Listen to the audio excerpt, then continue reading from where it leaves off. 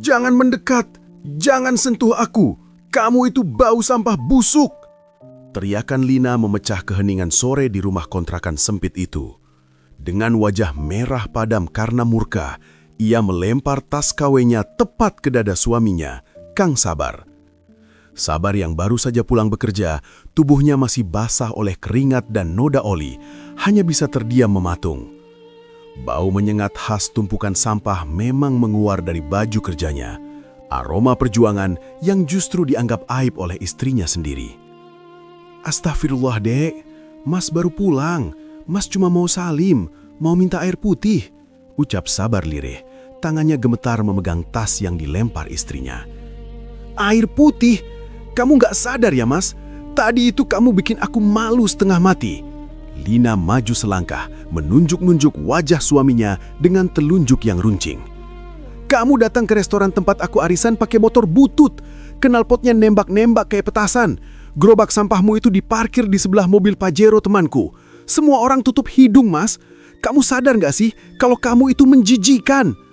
Sabar menunduk, hatinya perih, seolah disayat sembilu. Bayangan kejadian tadi siang berputar kembali di kepalanya. Ia hanya berniat menjemput istrinya agar tidak kehujanan. Ia tidak menyangka niat baiknya justru menjadi petaka bagi harga diri Lina. "Dek Lina," suara Sabar parau menahan gejolak di dada. "Tangan ini memang kotor, Dek. Baju Mas memang bau limbah. Tapi demi Allah yang menggenggam nyawa Mas, uang yang Mas bawa pulang di saku celana ini suci. Tidak ada Rp1 pun hasil menipu. Tidak ada hasil korupsi. Tidak ada riba. Ini rezeki halal yang Allah ridhoi. Apakah keberkahan itu tidak cukup buat kamu bangga punya suami jujur?" "Halal nggak bisa buat beli tas Gucci!" potong Lina berapi-api, matanya nyalang dikuasai nafsu dunia. "Aku capek hidup miskin, Mas. Aku capek pura-pura bahagia di depan teman-temanku. Mas Broto, duda kaya juragan properti itu, dia sudah lama mendekatiku. Dia janji mau nikahin aku. Dia mau jadiin aku ratu, bukan babu tukang sampah yang tiap hari harus nyuci baju bau apek." Hening mencekam menyelimuti ruangan. Hanya suara nafas Lina yang memburu dan detak jam dinding yang terdengar. Sabar menatap mata istrinya lekat-lekat, mencari sisa cinta di sana. Namun nihil, yang ia temukan hanyalah kebencian dan gengsi yang sudah mengakar. "Jadi ini mau kamu?" tanya Sabar pelan, nadanya pasrah namun penuh luka. "Kamu mau menukar surga rumah tangga kita dengan kemewahan dunia?" "Iya, ceraikan aku sekarang juga. Aku mau hidup layak. Aku mau punya suami yang bisa dibanggakan, yang wangi, yang berduit," tantang Lina tanpa ragu. Air mata Sabar menetes, membuat jalur di pipinya yang berdebu. Ia mengangguk pelan. "Baik, kalau itu maumu. Mas lepaskan kamu, Dek. Mas ikhlas. Tapi ingatlah satu nasihat Mas ini sebelum kamu pergi. Sesuatu yang wangi tapi haram, pada akhirnya akan membusuk lebih parah dari sampah yang Mas pungut. Sedangkan yang bau tapi berkah, suatu saat akan Allah ubah menjadi emas." Lina hanya mendengus sinis. "Simpan ceramahmu buat tikus-tikus di tempat sampah." Ia banting pintu kamar, mengemasi barang-barangnya, dan pergi meninggalkan berlian demi memungut bangkai. Sahabat, setuju tidak? Rezeki sedikit tapi berkah lebih baik daripada banyak tapi laknat. Sebelum kita melihat bagaimana kesombongan ini akan dibalas, mari kita luangkan sejenak menekan tombol like. Mari kita doakan kedua orang tua kita, baik yang masih ada maupun yang sudah tiada, agar selalu dalam lindungan Allah. Amin. Mari kita lanjut melihat kisah Kang Sabar. "Hei, tukang sampah, minggir dong, bikin macet aja!" Teriakan cempreng itu membuat Kang Sabar tersentak kaget. Di tengah terik lampu merah yang membakar kulit, ia sedang berjuang mendorong gerobak rongsoknya yang kelebihan muatan. Nafasnya tersengal-sengal, kaosnya basah kuyup. Ia menoleh ke sumber suara. Sebuah mobil Alphard hitam mengkilap berhenti tepat di samping gerobaknya. Kaca jendela belakang perlahan turun, menampilkan wajah wanita yang sangat ia kenal. Namun kini, tampak asing dengan make-up tebal dan perhiasan emas yang mencolok. Itu Lina, mantan istrinya. Hanya sebulan setelah bercerai, Lina sudah menikah dengan Pak Broto dan kini hidup bak sosialita. "Mas Sabar," Lina tertawa sinis, matanya memindai penampilan Sabar dari ujung kaki ke ujung kepala dengan tatapan merendahkan. Ya ampun, masih jadi pemulung. Kasihan banget sih hidupmu. Coba lihat aku sekarang. Lina mengangkat tangannya, memamerkan gelang-gelang emas tebal dan jam tangan bertahta berlian. Lihat kan, ini hasil kalau punya suami cerdas. Mas Broto itu kerjanya di ruangan AC, tanda tangan dokumen dapat miliaran. Bukan kayak kamu, kerja keras banting tulang, hasilnya cuma cukup buat beli nasi bungkus. Makanya mas, kalau jadi laki-laki itu jangan cuma modal jujur, tapi harus punya otak. Kata-kata itu bagaikan ludah api yang menyembur ke wajar Sabar. Para pengendara motor lain mulai menoleh, memperhatikan adegan itu. Sabar merasa dipermalukan di depan umum, namun ia menahan amarahnya. Ia teringat pesan kiainya, jangan meladeni orang yang sedang mabuk dunia, nanti kamu ikut gila. Sabar hanya tersenyum tipis, mengangguk sopan, lalu kembali memegang gagang gerobaknya. Semoga bahagia, Dek Lina. Hati-hati di jalan, ucapnya pelan, hampir tak terdengar. Dikasih tahu malah senyum-senyum, dasar mental miskin. Gerutu Lina kesal karena gagal memancing emosi Sabar. Ia menutup kaca mobilnya kembali. Jalan pak, panas di sini, banyak bau sampah, perintahnya pada supir. Di dalam mobil yang sejuk itu, Lina merasa menang. Ia merasa telah membuktikan pada dunia bahwa keputusannya meninggalkan Sabar adalah takdir terbaik.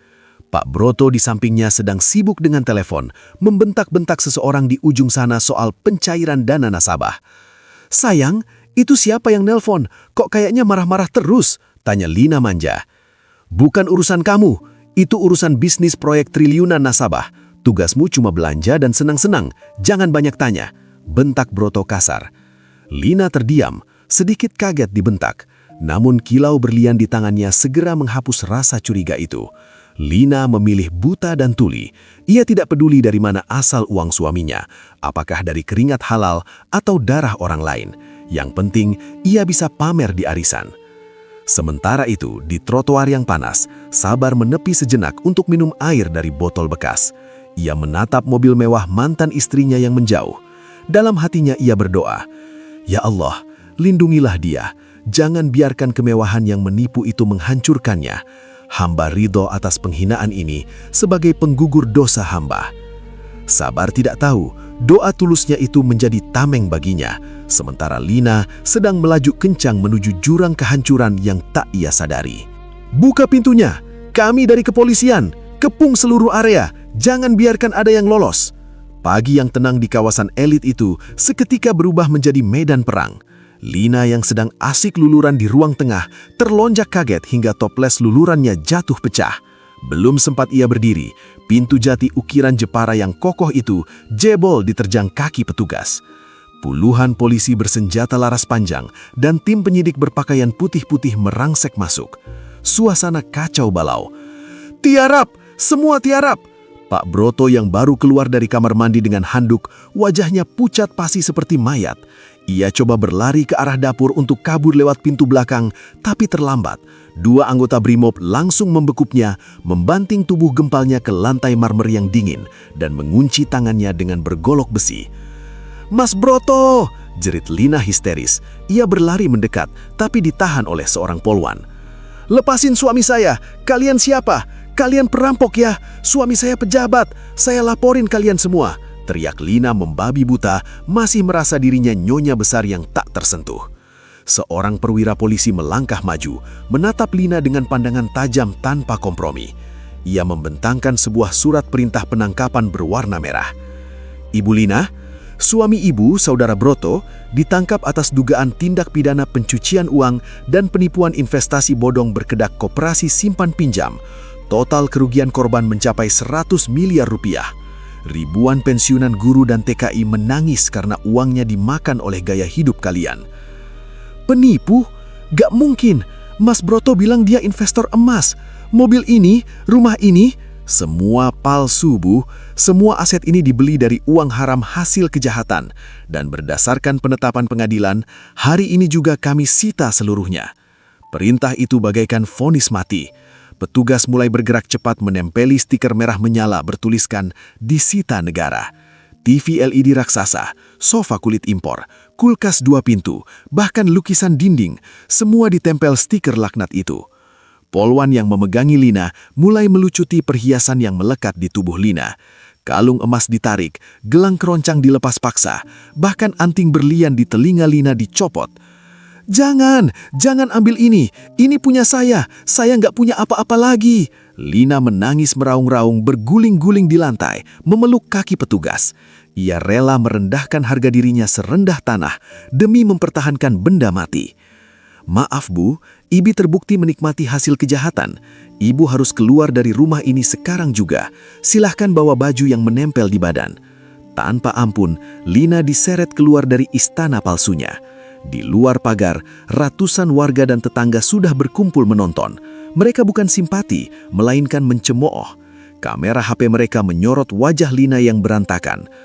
Tuh kan, gaya selangit ternyata maling duit rakyat. Mampus, karma tuh, ninggalin suami sah demi penipu. Bisikan-bisikan itu lebih menyakitkan dari tamparan. Lina melihat Pak Broto digelandang masuk ke mobil tahanan. Broto menatap Lina sekilas, lalu membuang muka dengan dingin. Tidak ada permintaan maaf. Bagi penipu itu, Lina hanyalah alat pamer yang kini tak berguna. Sore itu, Lina duduk di aspal basah, sendirian, miskin, dan hina. Bu, tolong Bu, minta nasi sisa sedikit saja. Lina mengulurkan tangan kurusnya ke arah pemilik warung Tegal. Wajahnya yang dulu glowing perawatan jutaan rupiah, kini kusam, hitam, dan penuh kerutan derita. Sudah 3 tahun berlalu sejak ia diusir dari rumah sitaan itu. Hus, pergi sana, ganggu orang makan aja, dasar gembel. Usir pemilik warung sambil menyeramkan air bekas cucian piring. Lina mundur dengan tertatih. Bajunya basah dan bau apek. Bau yang dulu sangat ia benci saat menciumnya di baju Kang Sabar. Kini, bau itu melekat padanya. Karma telah memutar roda nasib dengan sempurna. Lina berjalan tanpa tujuan di kawasan industri, menahan lapar yang melilit usus. Ia melihat sebuah pabrik besar yang baru saja selesai dibangun. Ada keramaian di sana. Spanduk-spanduk ucapan selamat berjejer rapi. Mungkin ada sisa makanan, pikir Lina. Ia mendekat ke gerbang. Matanya terpaku membaca papan nama besar berlapis emas di depan gedung. PT Berkah Sabar Jaya, eksportir dan daur ulang plastik internasional. Sabar? Bibir Lina bergetar menyebut nama itu. Tiba-tiba, sebuah mobil Fortuner hitam mengkilap berhenti di depan lobi. Satpam berseragam safari berlarian membukakan payung. Pintu mobil terbuka. Turunlah seorang pria gagah dengan batik sutra lengan panjang yang rapi, sepatu kulit mengkilap, dan wajah yang bersih bercahaya. Lina menyipit mata, jantungnya berdegup kencang seolah mau meledak. Itu Kang Sabar, mantan suaminya. Pria yang dulu ia ludahi harga dirinya karena bau sampah. Kini, Sabar bukan lagi pemulung yang menarik gerobak. Ia adalah CEO. Ketekunan, kejujuran, dan doa malamnya telah mengubah tumpukan sampah plastik menjadi biji plastik kualitas ekspor. Pengepul besar dari Jepang dan Eropa berebut bekerja sama dengannya karena integritasnya yang tak terbeli. Di samping Sabar, turunlah seorang wanita yang sangat anggun. Wajahnya teduh tanpa make up tebal, mengenakan gamis sederhana namun elegan. Wanita itu dengan sigap merapikan kerah baju Sabar, lalu Sabar tersenyum dan menggenggam tangannya erat. Itu Siti, istri baru Sabar, wanita yang mau memijat kaki Sabar saat pulang bau sampah dan tidak punya uang. Wanita yang tidak pernah menuntut tas mewah, tetapi menuntut Sabar untuk tidak telat sholat berjamaah. Lina menyaksikan pemandangan itu dari balik pagar besi, dengan hati yang hancur berkeping-keping. Ia melihat Sabar tertawa bahagia, dihormati ratusan pegawainya. Tidak ada lagi bau sampah di tubuhnya. Yang ada hanyalah wangi kesuksesan yang berkah. Air mata penyesalan Lina tumpah tak terbendung. Ia menyadari kebodohannya yang fatal. Ia telah membuang berlian murni demi mengejar pecahan kaca yang melukainya. Ia telah menukar surga rumah tangganya yang damai dengan neraka dunia yang penuh kepalsuan. Rasa lapar di perutnya kini tak sebanding dengan rasa kosong di jiwanya. "Mas sabar! Mas sabar!" Rasa lapar dan putus asa membuat Lina nekat. Saat acara peresmian selesai dan Sabar hendak masuk kembali ke mobilnya, Lina menerobos barisan satpam. Ia berlari tertatih, tidak peduli pada tatapan orang-orang. Sabar menoleh. Ia kaget melihat wanita kurus, kotor dan basah kuyup yang tiba-tiba muncul di hadapannya. Butuh beberapa detik bagi Sabar untuk mengenali wajah di balik kerutan dan debu jalanan itu. "Lina?" ucap Sabar pelan, nadanya tak percaya. Lina langsung menjatuhkan diri, bersimpuh di kaki Sabar. Tangannya yang kotor memeluk sepatu pantofel mahal mantan suaminya itu, mengotorinya dengan lumpur. "Mas, tolong aku mas, aku menderita. Suamiku di penjara, aku nggak punya rumah, aku lapar mas. Maafin aku mas, aku salah. Aku mau balikan sama kamu, aku janji nggak bakal gengsi lagi. Aku rela jadi apapun asal bisa sama kamu lagi mas. Tolong terima aku kembali." Isak Lina memilukan. Sabar terdiam. Ia tidak menendang Lina karena hatinya terlalu lembut untuk menyakiti. Tetapi ia juga tidak membantunya berdiri. Ia menatap Lina dengan pandangan iba. Iba selayaknya melihat orang asing yang terkena musibah, bukan tatapan rindu seorang kekasih. Sabar perlahan melepaskan pelukan Lina di kakinya, lalu berdiri tegak sambil menggenggam erat tangan Siti, istrinya.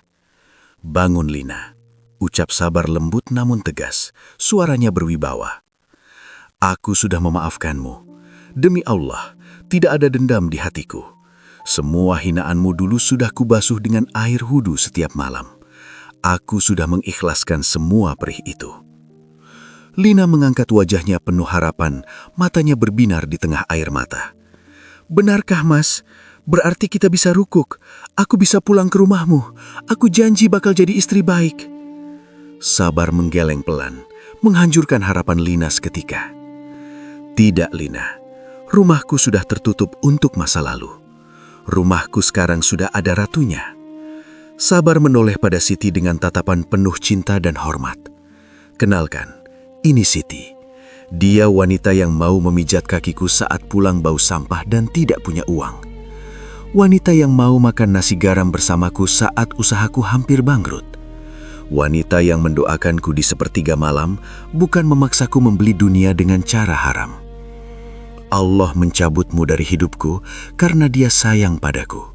Dia ingin menggantinya dengan yang jauh lebih baik, yang bisa menjagaku sampai ke surga. Kamu adalah masa lalu yang bukunya sudah kututup rapat-rapat." Sabar merogoh saku jasnya, mengeluarkan sebuah amplop tebal berisi uang tunai. "Ambillah ini zakat malku. Gunakan untuk modal usaha kecil-kecilan, jualan nasi uduk atau gorengan. Berhentilah mengejar gengsi. Bertaubatlah Lina, kejarlah ridho Allah, karena ridho manusia itu palsu dan menipu." Sabar memberikan amplop itu ke tangan Lina yang gemetar, lalu masuk ke mobil bersama Siti. Pintu mobil tertutup rapat, memisahkan dua takdir yang kini berbeda langit dan bumi. Mobil mewah itu melaju perlahan menembus hujan, meninggalkan Lina yang menangis meraung-raung di aspal basah, menggenggam sedekah dari pria yang dulu ia buang seperti sampah. Sahabat, kisah Lina adalah cermin retak bagi kita semua. Gengsi tidak akan membuatmu kenyang, tapi syukur akan membuatmu tenang. Jangan pernah memandang rendah pekerjaan suami selama itu halal, karena di balik keringat suami yang soleh, ada kunci surga yang sedang ditempah. Dan ingatlah, penyesalan selalu datang terlambat saat nikmat itu sudah dicabut. Semoga kita dijauhkan dari sifat kufur nikmat. Bantu bagikan video ini ke pasangan atau grup keluarga kalian sebagai pengingat diri. Jangan lupa subscribe. Tulis di kolom komentar, "Alhamdulillah atas rizki halal." Sampai jumpa di kisah penuh hikmah berikutnya. Wassalamualaikum warahmatullahi wabarakatuh.